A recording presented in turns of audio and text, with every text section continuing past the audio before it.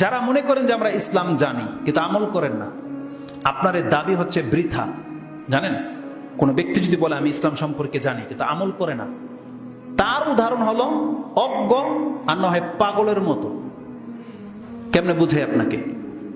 আপনি বাম হাতে খাবার খাচ্ছেন, পানি খাচ্ছেন বাম হাতে, আপনাকে যখন বলা হয় আপনি বলেন জানি, এগুলো জানি না, আপনি জানেন না।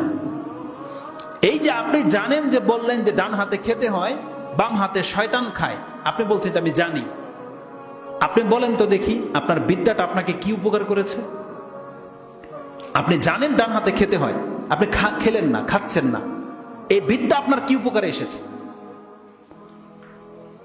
আপনি কারেন্টে হাত দিয়েছেন, শর্ট খেলেন, আপনাকে যখন বলা হলো আপনি বলছেন আমি জানি, জানি কারেন্ট আছে।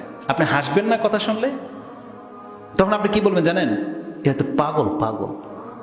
আরে যাই না শুনে কেউ হাত দেয় নাকি কারেন্টের মধ্যে? পাগল ছাড়া বলেন কি বলেন না? আর যদি সে চুপ করে থাকে তখন আপনি বলবেন লোকটা মনে জানে না এটা কারেন্ট আছে। এই দুইটার একটা হবে না? একটা সুস্থ মস্তিষ্কের লোক জেনে শুনে কারেন্টে হাত দেবে? কোনোদিন দেবে না। কে পারবে? যার মস্তিষ্ক ঠিক নাই আর না হয় যে জানে না। দুইটার একটা।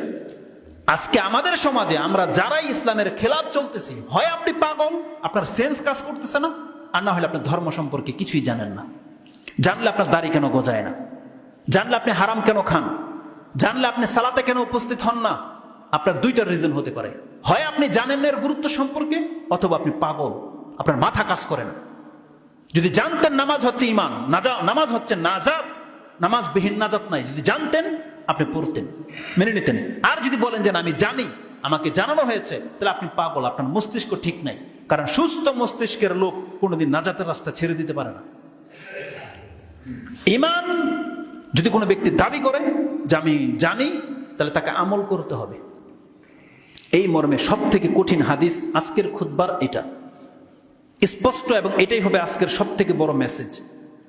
যারা আজকে আমরা মুসলিম হিসেবে নিজেকে পরিচয় দিই, আমরা কোরআন পড়ি, দাবি করি, আমাদের ঘরে কোরআন আছে, আমরা জন্মের সময় আমাদের কানে আজান দেওয়া হয়েছে, মরার সময় নামাজ পড়ানো হবে, ওয়াক্ত তখন হবে নামাজের মরার সময়, আর আজান দেয় আপনার জন্মের সময়, আর মাঝখানে কোনো খবর নেই।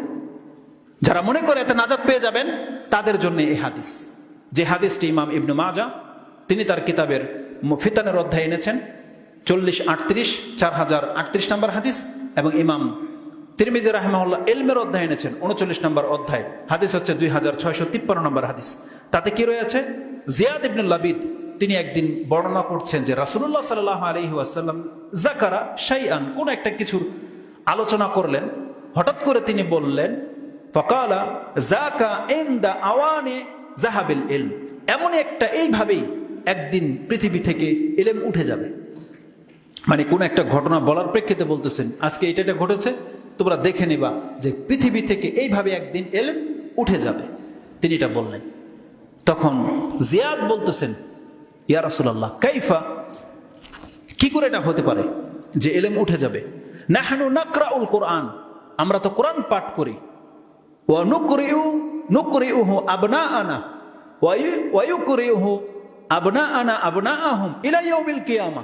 ইয়া রাসূলুল্লাহ, আমরা তো প্রতিদিন কোরআন পাঠ করি, আমরা আমাদের সন্তানদেরকে কোরআন শিখাচ্ছি, ওরা কোরআন পাঠ করে ওরা ওদের সন্তানদেরকে শিখাবে, ওরা সন্তানরা কোরআন পাঠ করবে ইলা ইয়াউমিল কিয়ামা। এইভাবে তো কিয়ামত পর্যন্ত কোরআন বাকি থেকে যাবে, তাহলে ইলম কিভাবে উঠে যাবে? সুবহানাল্লাহ। রাসূল সাল্লাল্লাহু আলাইহি ওয়াসাল্লাম বলছেন তোমাকে তো আমি মদিনার একজন জ্ঞানী ভাবতাম, কিন্তু তুমি দেখতে পাও না? আওয়ালাইসা হাযিহিল ইয়াহুদু ওয়ান নাসারা ইয়াকরাউনা আত-তাওরাতা ওয়াল ইনজিল লা ইয়ামালুনা বিশাইইন মিম্মা ফিহিমা। তুমি কি দেখতে পাও না ইহুদি নাসারাদেরকে? ওদের ঘরেও তাওরাত আছে, ওদের ঘরেও ইনজিল আছে, কিন্তু তাওরাত ইনজিল ওরা পড়ে বটে, আমল করে না।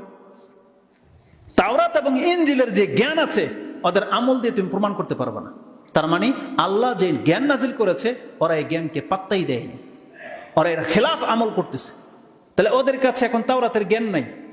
তার মানে কি রাসূল ওই কথাটাই বলেছে। জ্ঞান থাকা মানে কি? একজন ব্যক্তি জানে যে এখানে কাদা আছে, এটা পাড়া দেওয়া ওর জ্ঞান নাকি পাড়া না দেওয়ার জ্ঞান? আপনি জানেন এখানে পায়খানা আছে, ময়লা আছে, এখানে কি পাড়া দেয়াটা আপনার জ্ঞান নাকি পাড়াটা না দেয়াটা আপনার জ্ঞান? পারাটা না দেওয়াটা আপনার জ্ঞান। যখন আপনি জেনে গেছেন, জেনে শুনে তো কোনো ব্যক্তি পারা দিতে পারে না, পারা দিতে পারে? কিন্তু যে পারা দিবে তার মানে কি, সে জানে না। তার মানে আমরা যতগুলো লোক হারাম খাচ্ছি, হারাম সম্পর্ক, হারাম কাজে লিপ্ত, ইবাদত ছেড়ে দিচ্ছি, নামাজ পড়তেছি না, দাঁড়িয়ে রাখি না, হালাল খাই না, তার মানে আমরা প্রত্যেক ওই ব্যক্তি কোরআন পড়লেও আপনি যেন ওই ইহুদি নাসারাদের মতো, যে কোরআন তো পড়ে কিন্তু জানে না ও কোরআনের জ্ঞানটা কি। উঠে গেছে আপনার কাছ থেকে কোরআনের জ্ঞান। রাসূলুল্লাহ বলছেন কিয়ামতের মাঠে, কিয়ামতের আগেই, এই পৃথিবী থেকে কিয়ামতের পূর্বেই ইলম উঠে যাবে। তার মানে কি? তার মানে মুসলিম থাকবে, কোরআনও থাকবে, কোরআনের হাফেজও থাকবে, চর্চাও হবে, কিন্তু ইসলামের উপর আমল হবে না, কোরআনের একটা আয়াতের উপর আমল হবে না। আজকে হয়ে গেছে তাই, কয়েকটা লোক মাত্র কোরআন পড়ে, তাহলে বাকি যারা পড়ে না তারা বুঝেন তাদের ধর্মের অবস্থাটা কি।